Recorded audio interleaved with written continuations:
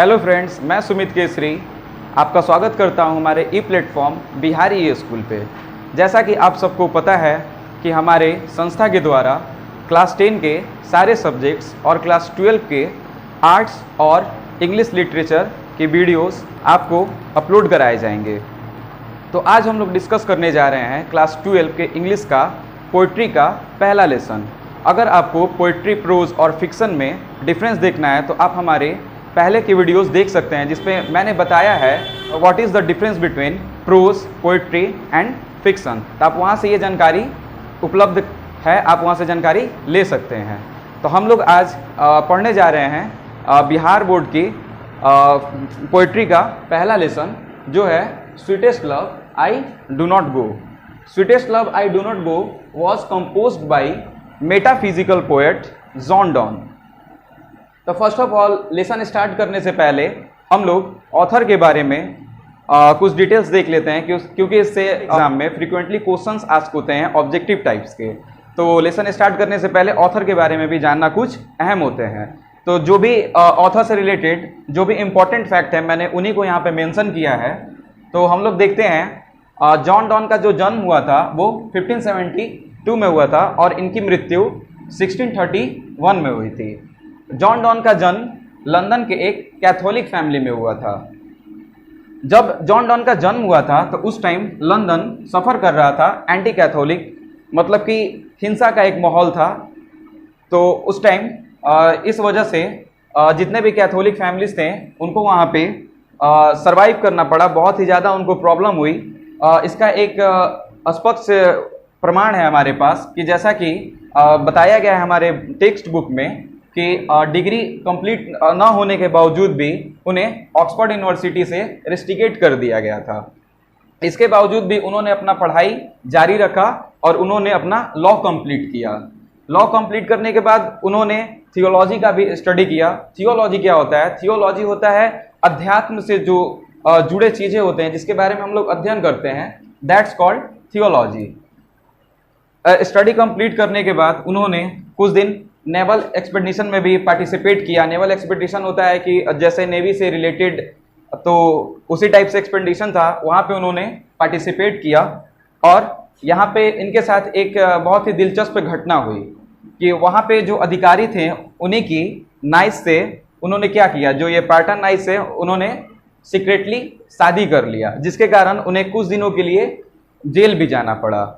Lastly ये शादी valid हो गई और वो थोड़े दिन बाद फिर जेल से रिलीज कर दिए गए। उसके बाद है कि 42 की उम्र में इन्होंने एक चर्च ज्वाइन कर लिया और वहाँ के वो प्रीचर हो गए। प्रीचर का मतलब होता है संदेशवाहक, मतलब कि जो संदेश देते हैं। उसके बाद आते हैं कि इनके जो फेमस हैं बहुत ज़्यादा सॉन्ग्स एंड सोनेट्स जो है इनके बहुत ज़्यादा फेमस हैं, एलेगी सरमन्स। तो एलेगी के बारे में बता देता हूँ कि एलेगी एक क्या होती है, एक छोटी सी पोयम होती है जो किसी के डेथ पे लिखी या गाई जाती है। और सरमन हम बात करते हैं, जैसे भजन होते हैं हमारे इंडिया में, तो उसे हम सरवन बोलते हैं। अब एक ये इंपॉर्टेंट क्वेश्चन है कि जॉन डॉन जो थे वो मेटाफिजिकल पोएट थे। तो मेटाफिजिकल पोएट किसे बोलते हैं? मेटाफिजिकल पोएट उसे बोलते हैं जो अध्यात्म से जुड़े होते हैं। तो स्टार्टिंग में मैंने बताया था कि थियोलॉजी का इन्होंने क्या किया था, स्टडी किया था, जिसकी वजह से इन्हें मेटाफिजिकल पोएट भी हम बोलते हैं। ओके दोस्तों, इस पोयम को पढ़ने से पहले हम लोग इसके थीम पे चर्चा करते हैं। इस पोयम में कवि जो है बताना चाहता है अपने वाइफ के बारे में, जिससे वो बहुत ज़्यादा प्यार करता है। उसके लिए उसने एक वर्ड भी यहाँ पे डिनोट किया है जिसको वो प्यार से बोलता है स्वीटेस्ट लव, और वो किसी कारणवश उनसे दूर हो रहा है। तो ये वो बताना चाहता है जीवन की सच्चाई को कि एक ना एक दिन जीवन में सबको दूर होना है। तो वो दूर होने के बाद जो वो फीलिंग होगी वो ऐसे ही मजाक में उसे फील करना चाहता है। हम सभी मतलब कि दुनिया में अपने जैसे माता पिता हो गए, भाई बहन हो गए, सभी से प्यार करते हैं, लेकिन अंततः किसी ना किसी दिन एक दूसरे से हम लोग भी जुदा होंगे। तो उस समय उस जुदाई की जो सहन हो, मतलब कि जो पीड़ा होगी, तो उसको हम लोग कैसे सह पाएंगे? तो कवि ये अपनी वाइफ को समझाना चाहता है और खुद भी अनुभव करना चाहता है इस पोयम के माध्यम से। तो पोयम का थीम यही है। उसके बाद हम देखते हैं ये जो पोयम है sweetest love I do not गो, ये क्या है? एक हम बोल सकते हैं कि यह एक लव लिरिक है जो अपनी वाइफ को कवि ने डेडिकेट किया है। तो चलिए हम लोग पहला लाइन देखते हैं कवि के द्वारा जो लिखा गया है। Sweetest love I do not गो। यहाँ पे कुछ वर्ड्स आपको ऐसे मिलेंगे जो ओल्ड इंग्लिश में थे, जैसे GOE, लेकिन अभी हम लोग इसको लिखते हैं GO गो। तो ऐसे जितने भी वर्ड हैं तो मैं ब्रैकेट में उसको लिख दूंगा जो मॉडर्न इंग्लिश में भी बोले जाते हैं। और कवि जो जिनका जन्म हुआ था 1572, तो ये उस टाइम ओल्ड इंग्लिश का दौर चल रहा था, तो उन्होंने अपने अंदाज में इसे लिखा है। तो हम लोग जो पहला लाइन है उसको देखते हैं, sweetest love I do not गो।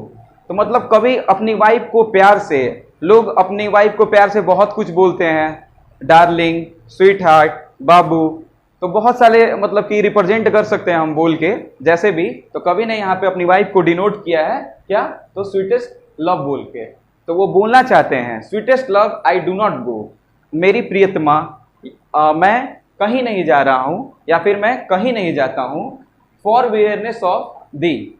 यहाँ पे दी का मतलब यू है और वेयरनेस का मतलब मैंने यहाँ पे मेंशन कर दिया है, थकना या उब जाना। तो वो बताना चाहते हैं अपनी वाइफ को कि मैं तुमसे थक कर या मैं तुमसे परेशान होकर या मैं तुमसे उब कर तुमसे दूर नहीं जा रहा हूँ। नेक्स्ट लाइन हम लोग देखते हैं, nor in hope the world can show a fitter love for me. और ना ही ऐसा है कि ये पूरा जो दुनिया है मतलब कि वो मुझे प्यार कर सकती है, मतलब कि तुम्हारे जितना जो ये दुनिया है, ना मुझे ये दुनिया तुम्हारे जितना प्यार कर सकती है और ना ही मुझे मतलब कि तलाश है कि मैं इस दुनिया में किसी के पास जाऊं जो मुझे सबसे ज़्यादा प्यार करे। तो ये पूरे जो स्टैंजा है यहाँ से, तो ये कवि इसमें यही बताना चाहता है कि मेरी प्रियतमा मैं तुमसे बिल्कुल दूर नहीं जा रहा हूँ और ऐसा बिल्कुल मत सोचना कि मैं तुमसे क्या थक चुका हूँ या उब गया हूँ, और ना ही इस उम्मीद में रहना कि इस दुनिया में मुझे लोग प्यार करेंगे तुम्हारे जितना और ना मुझे किसी की प्यार की तलाश है। अब हम लोग आगे बढ़ते हैं, बट कवि यहाँ पे एक बात और बताना चाहते हैं, but since that I must die at last. कवि बताना चाहते हैं अपनी वाइफ को कि एक दिन ऐसा आएगा जब क्या होगा, मैं मर जाऊंगा। दिस, तो मैंने यहाँ पे ब्रैकेट में मेंशन कर दिया, दिस ऐसे लिखते हैं, this best to use myself in jest thus by फेंट डेट टू डाई। तो कवि इस पूरे लाइन में बताना चाहते हैं कि अगर मैं मर जाऊं या फिर तुमसे जुदा हो जाऊं तो उस समय का जो अनुभव होगा, जो तुम्हें पीड़ा होगी, तुम कैसे सहन कर पाओगी या फिर मैं सहन कर पाऊंगा। तो ये बताना चाहते हैं कि मैं मजाक में ही वो अभी ही अनुभव करना चाहता हूं जब मैं तुमसे जुदा हो रहा हूं। ऐसा मैं एक नाटक करना चाहता हूं कि जैसे मैं मर गया हूं। चलिए दोस्तों, तो हम लोग अब हमारे पोयम के सेकेंड स्टैंजा की ओर चलते हैं। यहाँ पे कवि मेटाफर का यूज करते हैं। देखते हैं हम लोग, star night the sun went hence and it is here today. कवि बताते हैं अपनी वाइफ को कि देखो पिछले दिन सन क्या था, सन चला गया डूबने और फिर सुबह में सन वापस आ गया।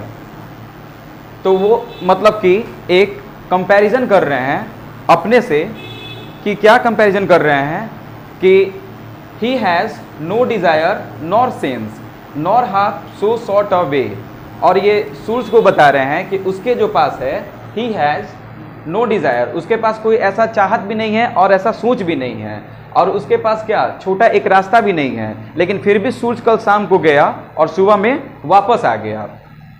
तो वैसे ही ये बताते हैं, देन फियर नॉट मी। तो आप मतलब कि अपनी वाइफ को रिप्रेजेंट करके वो बताते हैं कि आप भी अब मेरे बारे में ज़्यादा ना सोचो और ज़्यादा ना डरो।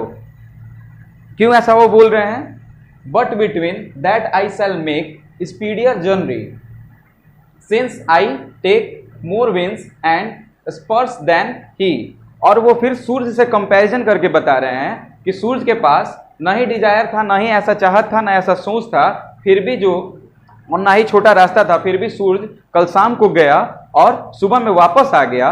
तो मेरे पास तो क्या है, more wings and spurs than he, मेरे पास उससे ज़्यादा उत्साह और उमंग है और मैं तुमसे बहुत ज़्यादा प्यार कर सकता हूँ। तो मैं इस जुदाई को कैसे बर्दाश्त करूँगा, तो जितना जल्द हो सके मैं तुम्हारे पास वापस आ जाऊँगा।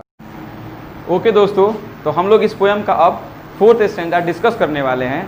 यह इस पोयम का अब तक का सबसे मार्मिक दृश्य है जो कवि अपनी वाइफ के साथ जुदा होने के लिए उन्हें समझा रहा है कुछ बातों को। तो ये बहुत ही मार्मिक दृश्य प्रस्तुत करता है। आइए इस लाइन को देखते हैं। When the sights but sights my soul away। कवि कहता है अपनी वाइफ को, अपनी प्रियतमा को कि जब तुम सांस लेती हो तो वो सांस के साथ तुम हवा नहीं, तुम मेरा आत्मा अंदर की ओर ले जाती हो। तो इस बात का तुम ध्यान रखो। When though weepest unkindly kind my life bloods doth decay। और यहाँ पे कवि एक बात और बताना चाहते हैं कि अगर तुम बहुत ही बुरे तरीके से रोती हो तो तुम्हें देखकर मैं क्या भाव विभोर हो जाता हूँ, और जो मेरा जो शरीर के अंदर का खून है, जो रक्त है, वो ठंड हो जाता है। मतलब कि कहना चाहते हैं कि मेरा बिल्कुल शरीर शून्य हो जाता है और ऐसा लगता है कि सब कुछ, मतलब उनका जीवन खत्म हो गया है।